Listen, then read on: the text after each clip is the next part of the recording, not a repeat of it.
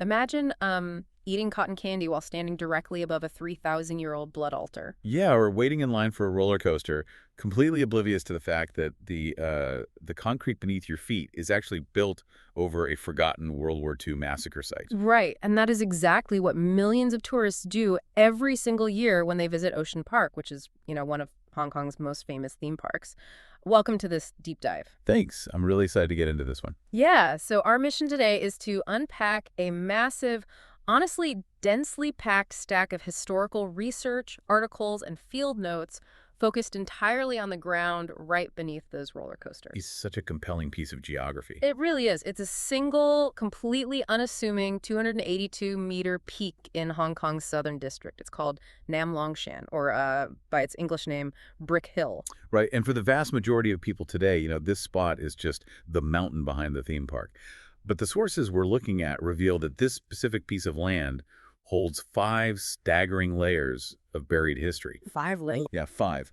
We're talking about prehistoric rituals, heavy colonial industry, horrific war crimes, and hidden welfare villages, all literally stacked vertically on top of each other. And what's so thrilling about this research for me is that it completely shatters the standard timeline we're usually taught about the region.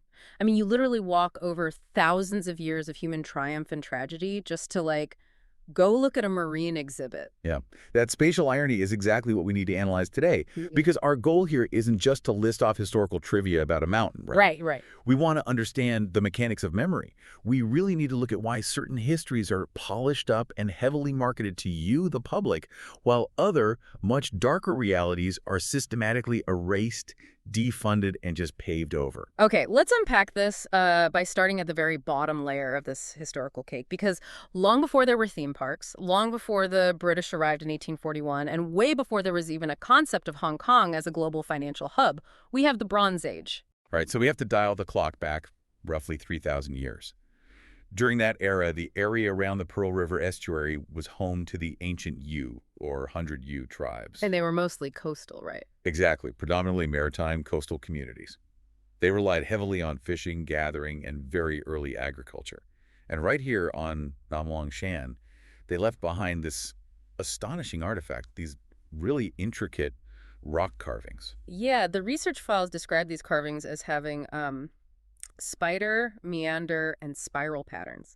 Now, I have to jump in here because I was reading through some of the amateur historian forums in our source material, and a lot of them claim these geometric shapes are actually bird gods. The bird gods theory. Yeah, or like priests holding ceremonial bird staffs. But why is the academic community so resistant to that specific idea? Well, it comes down to the fundamental rules of archaeology. The Yu tribes left 0 written records. We don't have a Rosetta Stone for their culture. So it's all guesswork. Not guesswork, but comparative analysis. When academics look at these carvings, they can't definitively call them bird gods, because there's just no supporting text.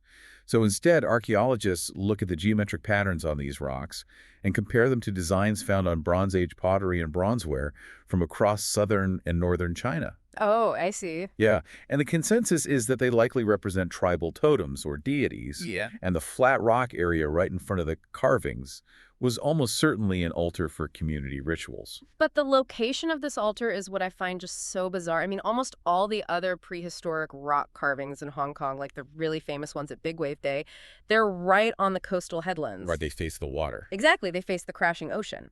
But this one on Brick Hill is tucked away a kilometer inland, sitting right next to a freshwater stream. I mean, leaving a maritime rock carving inland by a stream is like building a lighthouse in the middle of the dense forest. It just doesn't make intuitive sense. It is a massive geographical anomaly, for sure, and it forces us to rethink the ancient landscape. There are 2 primary mechanisms researchers propose to explain this. The first is strictly geological. Okay, lay it on me. Sea levels 3,000 years ago might have been significantly higher, or the coastline might have been shaped differently, meaning this altar actually was on the coast when it was originally carved. So the ocean essentially retreated away from the rock over millennia. Exactly. But the second theory is cultural and, honestly, perhaps more fascinating. It suggests that this specific tribe viewed that freshwater stream flowing down the mountain as the sacred body of water rather than the ocean itself. Oh, wow. That fundamentally changes how we view their spiritual relationship with the island. It totally reframes the region's history. And for you, the listener, if you are ever visiting the area, here is an incredible hidden gem. This carving was actually declared a monument in 1984. Yeah, it's still there.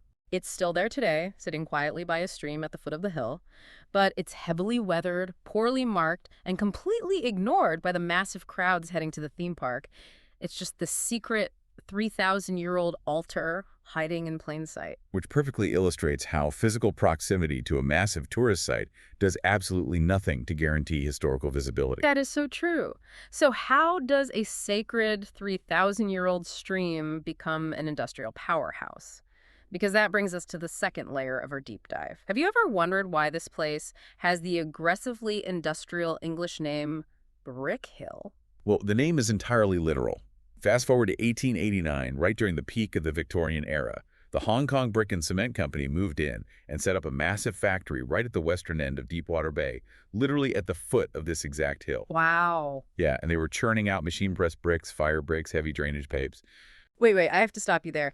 I was reading the textbook timeline for Hong Kong, and the standard narrative is always that the city only really industrialized after World War II, when there was that massive influx of refugees providing cheap labor. Right. But our sources are showing heavy, highly polluting, large-scale factory industry happening a half-century earlier. That's the danger of a simplified historical narrative, right? The reality of colonial expansion was incredibly resource-intensive.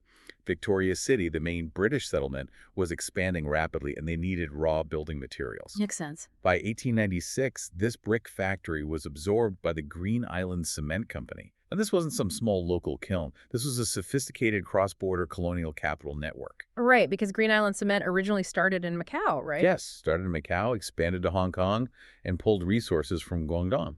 I noticed in the research that hikers today sometimes report seeing laterite red soil on the trails, or occasionally they stumble across old bricks stamped with the letters DWB for Deepwater Bay. What exactly is laterite, and why does red soil equal a brick factory? So laterite is a soil type rich in iron oxide and aluminum, which gives it that distinct rusty red color. It usually develops in tropical climates through the intense, prolonged weathering of the underlying rock. Okay. And because of its high iron content, it hardens significantly when you bake it, making it an ideal, cheap raw material for producing durable bricks. They were literally carving the raw material directly out of the hillside. Oh, so it wasn't just a factory built on the hill. The factory was literally eating the hill. Precisely. Now, the factory eventually shuttered in 1928 due to financial losses and shifting supply chains. But what's fascinating here is the sheer power of colonial language. What do you mean? Well, when the factory closed, the physical buildings, the kilns, the heavy machinery, they were all eventually wiped off the map. But the English name Brick Hill survived. The language outlived the physical reality. It permanently overwrote the geography. Even after the industry vanished, the legacy of colonial capitalism was so deeply embedded that it permanently altered how people identified the landscape. And that is a brilliant hidden gem for tourists to look out for. The name Brick Hill on modern bilingual street signs around the Southern District isn't just a directional marker, it's a permanent, everyday memorial to a vanished factory. Exactly. So by 1928, the factory is gone. You have this scarred, abandoned, heavily mined industrial terrain. It's too steep and degraded for normal housing. Which unfortunately made it the perfect strategic, marginal land for the British military as the globe barreled toward World War II. Right. The British military stepped in and built a heavy anti-aircraft battery on the hill, manned by the Hong Kong-Singapore Royal Artillery. And this leads us to December 1941, during the Battle of Hong Kong. A very dark period. Yeah. On Christmas Day, the very day the city officially surrendered, this battery on Brick Hill was overrun by the Japanese Tanaka Detachment, the 229th Infantry Regiment. And the details in our sources are just harrowing. After surrendering, the British commander and 8 of his soldiers were tied up, bayoneted, and murdered. It was a brutal violation of the rules of war. And it was part of a terrifying chain of atrocities committed by the Tanaka Detachment as they pushed along the southern coast of Hong Kong Island. But the story doesn't actually end in 1941. The historical significance of the Brick Hill Massacre really comes into focus after the war. Here's where it gets really interesting. In 1947, a war crimes trial was held for Major General Tanaka Ryosaburo, the commander of that specific detachment. But I really struggled with the legal mechanics here when I was reading the It's notes. very complex, yeah. How do you successfully prosecute a general who wasn't physically in the room or even on the hill when the bayonets were actually used? It is one of the most agonizingly complex issues in international humanitarian law. To prosecute him, the tribunal relied on a legal precedent known as command responsibility. And this principle was most famously established during the U.S. trial of Japanese General Yamashita in the Philippines. Right, the Yamashita standard. Yes, the Yamashita Standard dictates that a commander has an affirmative duty to take necessary and reasonable measures to control their troops. You don't have to prove the general ordered the massacre. Oh, really? No, you just have to prove that the atrocities were so widespread that the commander had a mechanism of control, knew or should have known what was happening, and utterly failed to stop it.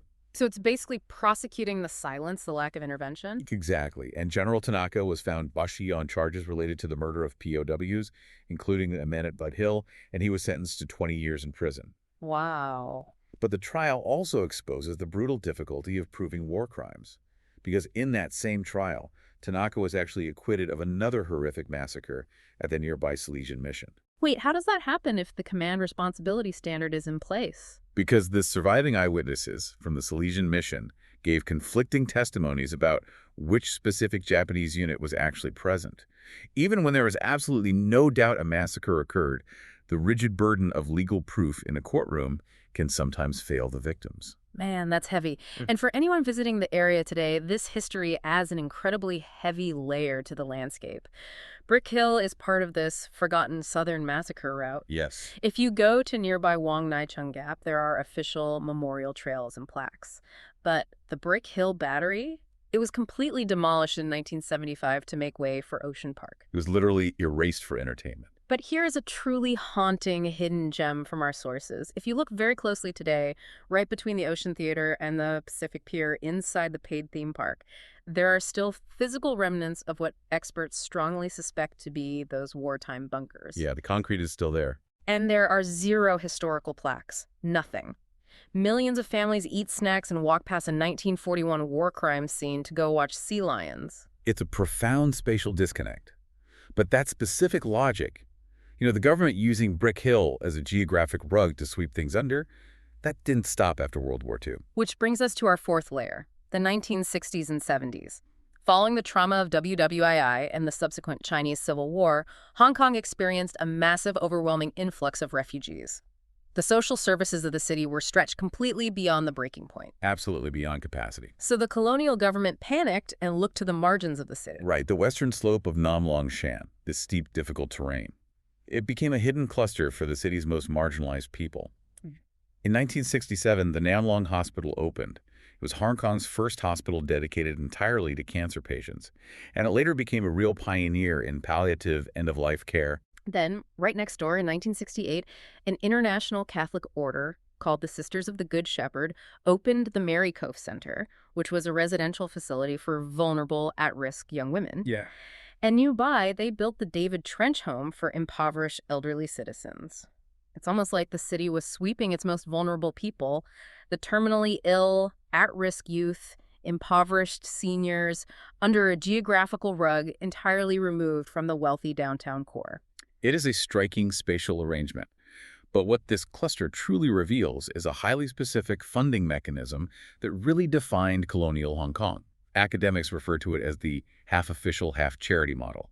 I look at this model almost like a modern tech startup. Oh, how so? Well, the government acts like the incubator, right? They don't want to shoulder the financial risk, so they just provide the cheap office space, which in this case was the marginal land on Cook Hill. Then the Hong Kong Jockey Club, which held a massive monopoly on gambling revenues, acts as the angel investor, injecting huge amounts of cash. Our notes say they later gave over $100 million to transition the hospital. That's a huge sum. And the third pillar. The third pillar are the religious and voluntary groups. The nuns, the Anti-Cancer Society. They're the developers writing the code. They provided the actual grueling human labor and daily care on the ground. That is actually a very accurate way to visualize it. But I want to address a term you might have seen in the research notes regarding this exact model, which is governmentality. Yes. I saw governmentality in the files, and it sounded like the most dry, academic textbook buzzword possible. What does that actually mean for the people living and dying on that hill? It's a concept originally developed by the philosopher Michel Foucault. In plain English, governmentality is about how a state manages its population to maintain control, often masking political strategy as administrative care. Masking strategy as care. Yes. Some academics argue this welfare cluster wasn't built out of genuine, warm-hearted charity from the colonial elites. It was a calculated move. By moving the sick, the poor, and the desperate refugees out of the city center and letting nuns care for them with gambling money, the government cheaply prevented political riots and kept the economic center functioning smoothly. Wow. So it's less about healing the sick and more about quarantining a political problem. Exactly. Though, of course, for the frontline workers, the nurses, and the Sisters of the Good Shepherd, the humanitarianism was very real. Right. The people doing the actual work cared. If Mm. you walk up Long Shan Road today, you are walking right through this 50-year-old active welfare cluster. The Cancer Rehabilitation Center and the Mary Cove Center are still operating. They are. But the ultimate hidden gem here is the visual contrast. Because just on the other side of the single ridge, you have luxury yacht moorings in the marina and ultra-expensive international schools. It is this stark, unmentioned collision of immense wealth and palliative care, separated by just a few hundred meters of rock. Which perfectly sets the stage for the fifth, final, and arguably most visible layer of Nam Longshan's history. The theme park. Yes. How did a site defined by prehistoric altars, heavy industry, wartime trauma, and end-of-life care become a multi-million-dollar theme park? So what does this all mean? How did Ocean Park actually happen? Well, it comes right back to that startup funding model we just discussed. In 1959, an academic proposed building a Florida-style oceanarium in Hong Kong. By 1971, the government granted a massive 69-hectare plot on Brick Hill again, land they considered too steep and useless for public housing, for free. Amazing. And once again, the Hong Kong Jockey Club stepped in, injecting $150 million to build the infrastructure. They even brought in an American marine biologist, Kenneth S. Norris, as a consultant to help design it. It officially opened in 1977. But the sources we have don't just focus on the happy ribbon-cutting ceremonies, do they? There is a deeply uncomfortable dark side to this modernization. There really is. Building a modern marine park in the 1970s required stocking it with marine life. And this involved sending capture teams to places like the Philippines, Japan, and Taiwan to pull wild dolphins and whales directly out of the ocean. And the logistical mechanics of that were just a nightmare. The mortality rates were devastating. Before the park even opened its doors to the public, early disease outbreaks and the stress of captivity killed 38 dolphins, 4 whales, and 5 seals. Yeah, the numbers are grim. It's a dark chapter that has sparked major, ongoing protests from modern animal rights groups, like the Dolphin Project. They argue that the park's modern mission of conservation is fundamentally contradicted by its foundation of wild capture. And as always, we want to make clear we aren't endorsing any specific political side here, just reporting what the historical sources and the ongoing debates are highlighting. Exactly. It forces a really hard conversation about the ethical and physical costs of building entertainment on challenging terrain. And that physical cost was realized tragically in August 1995. A massive landslide occurred on Nam Long Shan Road near Deepwater Bay. It wiped out a shipyard below, tragically killing 2 people and injuring 5 others. It's a brutal reminder that beneath the concrete pathways and the cotton candy stands, this is still a steep, inherently unstable mountain that was heavily mined for clay just a few decades prior. If we connect this to the bigger picture, analyzing this massive stack of research reveals 4 macro-historical patterns about how cities operate. Okay, let's hear them. First, marginal geography dictates marginal use. From heavy industrial pollution to wartime defense to palliative care to wild animal captivity, Brick Hill is the recurring container for literally everything the city wants to keep out of sight. Second, it highlights the immense power of that hybrid funding model. The government quietly provides the difficult land, the jockey club's gambling revenues pay for the concrete, and a third party actually runs the operation. Third, it demonstrates the systematic mechanism of historical erasure. Only the marketable history, the narrative that sells tickets, is preserved and given funding. The industrial labor, the poverty, the war crimes, those realities are physically paved over and erased from the tourist maps. And fourth, it completely destroys the linear history of Hong Kong that we are all taught. I mean, the textbook progression is simple. fishing village, trading port, wartime occupation, post-war industrialization, modern finance hub. Right, but Brick Hill proves history just doesn't work like that. You have massive heavy industry 50 years before the textbooks say you should. You have prehistoric global maritime connections thousands of years before the British ever arrived. History isn't a straight line moving forward. It is stacked vertically, constantly overwriting itself. And that leads to the ultimate realization for you, the listener. If you ever visit this place, and you sit down on the famous Ocean Park cable car to ride over the mountain, or you take the underground funicular train through the rot, You aren't just taking a ride between a roller coaster and an aquarium. You are physically traversing the layered ruins of a WWII battery, a Victorian brick quarry, and a 3,000-year-old Bronze Age maritime network. you are literally moving through time. We have covered an immense amount of ground today. Long Shan isn't just the mountain behind the theme park. It is proof that history isn't just locked away safely behind glass cases in museums. It's hiding right under the concrete foundations of our roller coasters. It's permanently baked into the English names of our street signs, and it's tucked away quietly by overgrown streams where people performed sacred rituals 3,000 years ago. Which leaves us with a lingering question to consider. If a single, seemingly ordinary 282-meter hill in Hong Kong contains thousands of years of erased ceremonies, forgotten industries, and buried wartime atrocities beneath a modern theme park, what invisible layers of human triumphs and tragedy are you standing on right now in your own neighborhood? A haunting and fascinating thought to leave you with. Thank you for joining us on this deep dive into the buried layers of Brick Hill. We will catch you on the next one. Goodbye. Goodbye.